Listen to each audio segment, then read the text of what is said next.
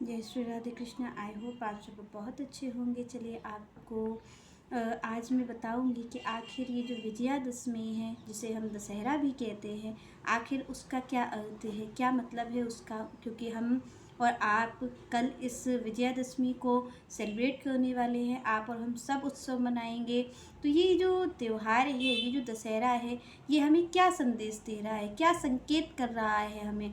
आखिर भगवान श्री राम ने रावण का वध किया था, तो आखिर ये क्या है इसका मतलब। क्योंकि आप और हम जानते हैं इस चीज़ को कि ये जो त्यौहार है, ये इस चीज़ का संदेश देता है कि ये दशहरा किस चीज़ का प्रतीक है। तो आप और हम जानते हैं कि ये किस चीज़ का प्रतीक है। ये बुराई पर अच्छाई की जीत का प्रतीक है। ये असत्य पर सत्य की जीत का प्रतीक है कि भाई असत्य हार जाता है और सत्य की जीत होती है। बुराई जो है वो हार जाती है और अच्छाई की जीत होती है। तो आप और हम ये जानते हैं कि आखिर जो श्री राम थे, उन्होंने रावण के साथ युद्ध किया था और रावण बहुत ही बलवान है। हम सब जानते हैं कि रावण का स्वभाव कैसा था। तो ये रावण का क्या वैभव था वो भी सब जानते हैं। रावण का स्वभाव कैसा है वो भी जानते हैं कि किस तरीके का रावण का है। और उसके बाद भी आप देख रहे हैं कि वनवासी हैं श्री राम, उन्होंने तो सब कुछ अपना त्याग दिया है। उसके बाद भी वानरों को लेकर के और श्री राम जब युद्ध करते हैं रावण के साथ, जबकि रावण के पास क्या है, रावण के पास अपार सेना है। अपार सेना थी रावण के पास, बड़े बड़े योद्धा हैं रावण के पास। उसके बाद भी आप और हम ये देखते हैं कि जो रावण है उसको मरना ही पड़ा। अंत में जीत किसकी होती है, जिसके साथ वानर हैं। श्री राम के साथ कौन है, श्री राम के साथ कोई सेना नहीं है। श्री राम के साथ कोई भी ऐसे बलवान योद्धा नहीं है। वो तो केवल श्री राम के साथ क्या है, उनके एक भाई हैं जो कि लक्ष्मण हैं। तो उनके भाई उनके साथ हैं और कोई सेना नहीं है, वानरों की सेना है। तो यहाँ पर आखिर किस चीज़ की राम के पास जो थी, वो श्री राम के पास ऐसी एक चीज़ थी जिससे कि रावण को हारना पड़ा। जबकि रावण के पास वैभव भी ज़्यादा है, सोने की लंका है, ऐसा वैभव है। काल को पाटी से बांध रखा है रावण ने, और यहाँ पर सारे देवता उसके दास बने हुए हैं। तो इस सारी चीज़ को होते हुए भी ऐसा ज्ञानी है, ज्ञान में भी कमी नहीं है रावण की, ज्ञानी भी है, पंडित भी है, सब कुछ होते हुए भी। पर आप और हम विचार करें कि आखिर रावण का वध हुआ तो क्यों हुआ, क्या कारण था रावण का। रावण की ये जो 10 सिर कहे जाते, आप और हम जानते हैं कि रावण के 10 सिर थे। तो क्या रावण के 10 सिर ऐसे थे, तो ऐसे नहीं थे। रावण के 10 सिर क्या है, रावण के 10 सिर वही हैं। रावण कोई शरीर नहीं है, रावण एक वृत्ति है जो आप और हमारे अंदर भी है। रावण क्या है, रावण कोई एक शरीर नहीं है। आप और हम ये विचार करते हैं कि रावण कोई शरीर होगा जो कि बहुत बड़ा होगा, बलवान होगा। तो आप और हम सोचते ये चीज़ है। पर अगर आप और हम विचार करें कि रावण क्या है, रावण एक वृत्ति है। भगवान ने क्या किया है, भगवान ने किसी शरीर का वध नहीं किया है, क्योंकि शरीर का वध करने की जरूरत ही नहीं है। शरीर तो आप और हम थोड़ा विचार करें तो शरीर क्या है, शरीर तो आत्मा उससे चली जाती, तो शरीर तो मरा हुआ ही है। आप और हमारे में जब आत्मा रहती है तभी तो शरीर जीवित है, और आत्मा बाहर चली जाती है तो शरीर तो वैसे ही मरा हुआ है। तो शरीर का तो कोई अस्तित्व ही नहीं है। तो आप और हम विचार करें क्या श्री राम किसी शरीर को मारने आए होंगे।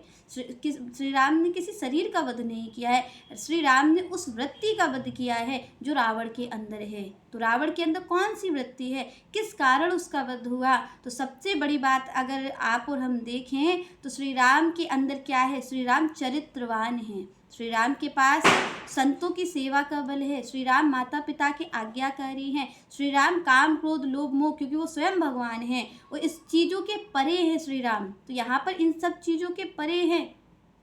तो जो श्री राम है वो काम क्रोध लोभ मोह अहंकार इन सब चीज़ों के परे हैं भगवान। और सबसे ज़्यादा अगर वो किसी चीज़ को प्रतिष्ठित करते हैं तो श्री राम को क्या कहा जाता है, मर्यादा पुरुषोत्तम। श्री राम मर्यादा में है, माता पिता की आज्ञा का मान रखते हैं वो, क्योंकि माता पिता की आज्ञा ही थी जिसके कारण श्री राम 14 वर्ष के वनवास के लिए गए थे।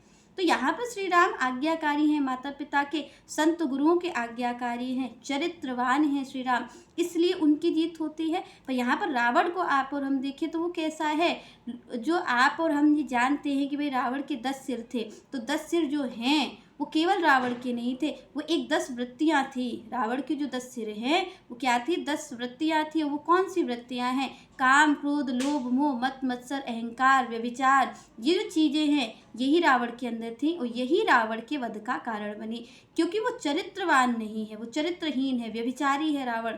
व्यभिचार करता है, और व्यभिचार के ही कारण तो वो सीता जी को उठा लाया है, और सीता जी को ले आने के कारण ही तो श्री राम ने युद्ध किया है। तो यहाँ पर आप और हम देखें कि क्या ये चीज़ आपके और हमारे अंदर नहीं है। आज के युग में आप और हम दशहरा मनाएंगे, पर दशहरा मनाने से पहले हमें ये सोचना चाहिए कि ये किस चीज़ के संदेश दे रहा है, और आप और हमारे जीवन में क्या वो वृत्ति नहीं है जो रावण के जीवन में थी। रावण का मैं बार बार आपसे कह रही हूँ कि रावण कोई शरीर नहीं है, रावण एक वृत्ति है। तो वो वृत्ति तो आज के भी मानव के जीवन में दिख रही है। क्या आपके अंदर काम नहीं है? क्या आपके और हमारे अंदर क्रोध नहीं है? क्या हमारे अंदर लोभ नहीं है? क्या अहंकार नहीं है? क्या चीज़ ऐसी है जो रावण के अंदर थी वो आपके और हमारे अंदर नहीं है? और आप और हम जानते हैं कि इसी शरीर के अंदर भगवान स्वयं गीता में कहते हैं कि इसी शरीर के अंदर भगवान भी बैठे हुए हैं, और इसी शरीर के अंदर ये जो काम क्रोध लोभ मोह मत्सर अहंकार व्यभिचार ये जो सारी चीज़ें हैं ये भी इसी शरीर के अंदर ही विराजमान हैं।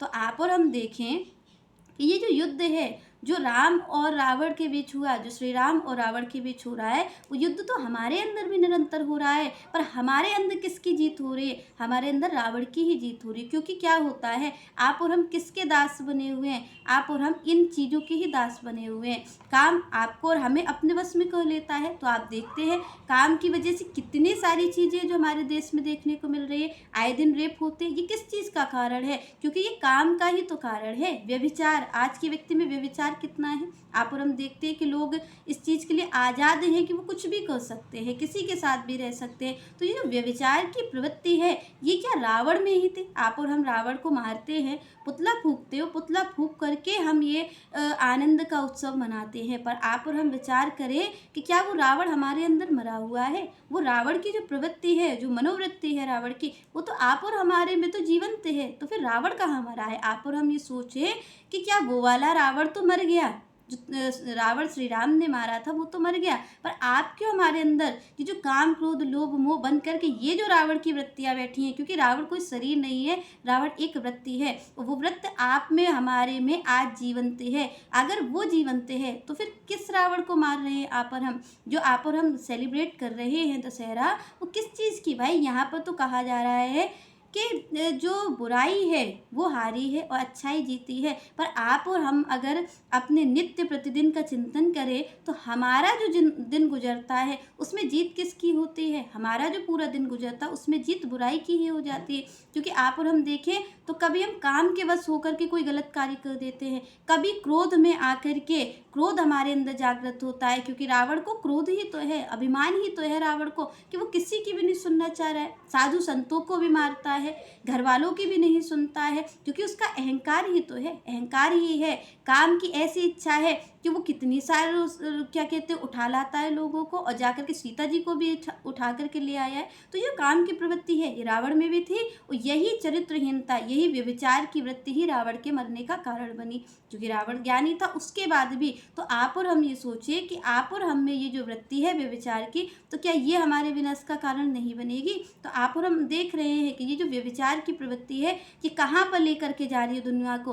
कोई सुसाइड कर ले रहा है, कोई छत से कूद करके जान दे रहा है। तो आप और हम देख रहे हैं कि दिन पे दिन ये क्या हो रहा है, ये जो विकृति आ रही है ये किस चीज़ के कारण आ रही है? क्योंकि हमारे अंदर जो रावण की है मनोवृत्ति वो बढ़ती जा रही है। काम आपके अंदर बढ़ता जा रहा है, हमारे अंदर बढ़ता जा रहा है, जिसके कारण ऐसी दुर्दशा हो रही है। क्रोध आपके हमारे अंदर कितना है कि लोग किसी को भी मार देते हैं।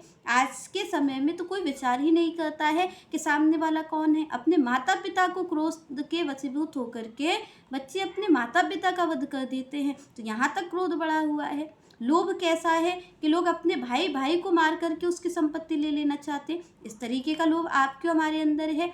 काम ऐसा है कि दूसरे को भी हम ये देखते ही नहीं है काम के वशीभूत होकर के कि हमारे सामने हमारी बहन है कि बेटी है कि कौन है, क्योंकि काम तो ऐसा सवार है कि वो किसी को देख ही नहीं रहा है। तो काम क्रोध लोभ मोह ऐसा ही है हमारे अंदर।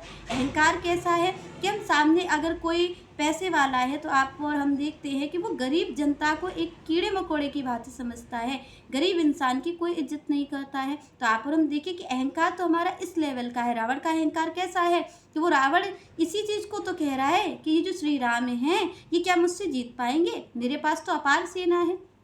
ऐसी सेना है कि भाई वो जीत ही लेगी, क्योंकि मेरी सेना सबको उसने कब्जे में कर ही लिया है, देवताओं को भी हरा दिया है। तो रावण का अहंकार तो ऐसा है, वो कह रहा है ये वानर लेकर के कैसे जीत पाएंगे, ये तो कभी भी नहीं जीत पाएंगे। तो इस तरीके का अहंकार है रावण के अंदर। और आपके हमारे अंदर अहंकार कैसा है कि हमारे अंदर अहंकार है कि हम सामने वाले व्यक्ति को कुछ भी नहीं समझते हैं, कि हम ही हम हैं। तो ऐसा अहंकार है, ऐसी मनोवृत्ति है हमारी जो रावण के अंदर थी।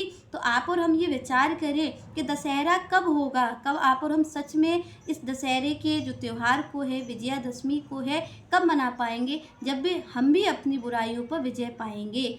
क्योंकि ये त्यौहार जो है वो इसी चीज़ का संकेत दे रहा है कि भाई क्या हुआ है कि अच्छाई की जीत हुई है, बुराई हार गई है। तो जब आपके और हमारे जीवन में जब तक ये काम, क्रोध, लोभ, मोह, अहंकार, व्यभिचार जब तक ये नहीं हारेंगे, तब तक आप और हम सचमुच में दशहरा नहीं मना पाएंगे। क्योंकि श्री राम ने इन चीज़ों का वध किया है। श्री राम ने कोई शरीर का वध नहीं किया है, श्री राम ने इस मनोवृत्ति का वध किया है। और आज भी श्री राम यही संकेत दे रहे हैं। ये जो त्यौहार है हमारे जीवन में, आपके जीवन में, ये क्या संकेत देते हैं? यही संकेत देते हैं कि हमें अपनी बुराइयों को माना है। रावण क्या है?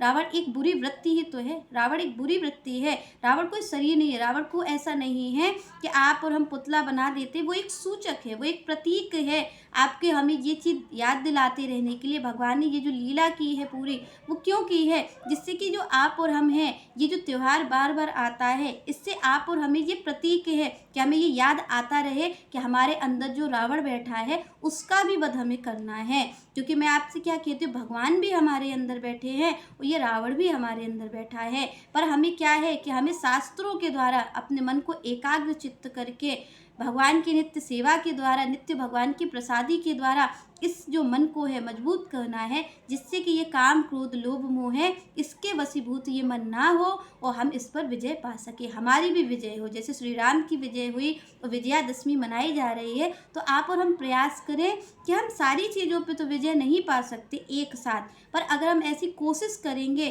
कि हम अपने काम को काबू में करने की कोशिश करें, चिंतन करें, शास्त्रों को पढ़ें, कथा को सुने भगवान की, तो एक दिन हम देखेंगे कि जो काम की वृत्ति है वो ख़त्म भले ही ना हो, पर वो थोड़ी थोड़ी पराजित तो होने लगेगी, आपकी ओर विजय तो होने लगेगी, वो थोड़ी थोड़ी कम तो होने लग जाएगी।